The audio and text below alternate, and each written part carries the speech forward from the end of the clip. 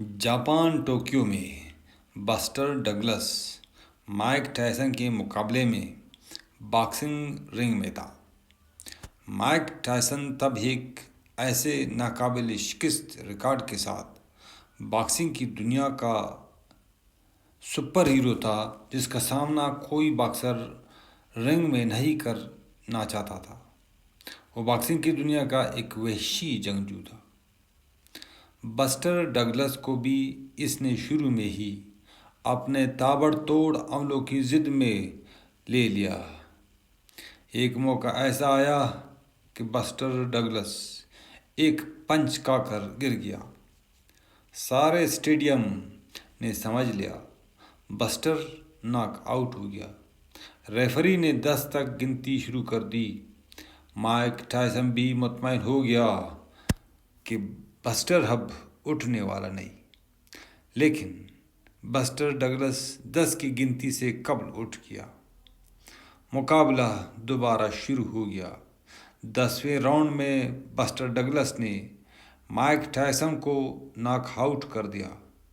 تھکا ہوا اور بسٹر ڈگلس کی مزاحمت سے آرا ہوا مائک ٹائسن لیکن دوبارہ نہ اٹھ سکا۔ باکسنگ کی تاریخ کا ایک بڑا اپ سیٹ ہو گیا۔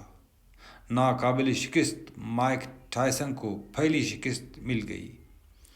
تجزیہ کار کہتے ہیں مائک ٹائسن کو بسٹر ڈگلس کی باکسنگ مہارت نے نہیں بلکہ ناک آؤٹ ہونے کے بعد دوبارہ کھڑے ہونے کی برداشت نے شکست دی۔ گرنا شکست نہیں ہے بلکہ گر کر دوبارہ اٹھنے کی ہمت کو دینا شکست کہلاتا ہے۔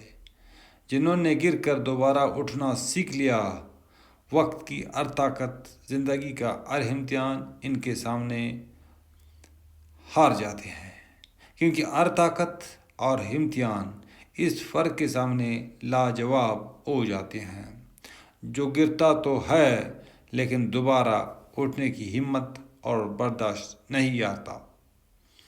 اصل فاتح وہ نہیں ہوتا جو گرتا یا ہارتا نہیں، بلکہ وہ ہوتا ہے جو گر کر اور ہار کر بھی برداشت اور استقامت نہیں ہارتا، جو گر کر اٹھنا سیکھ لیتا ہے۔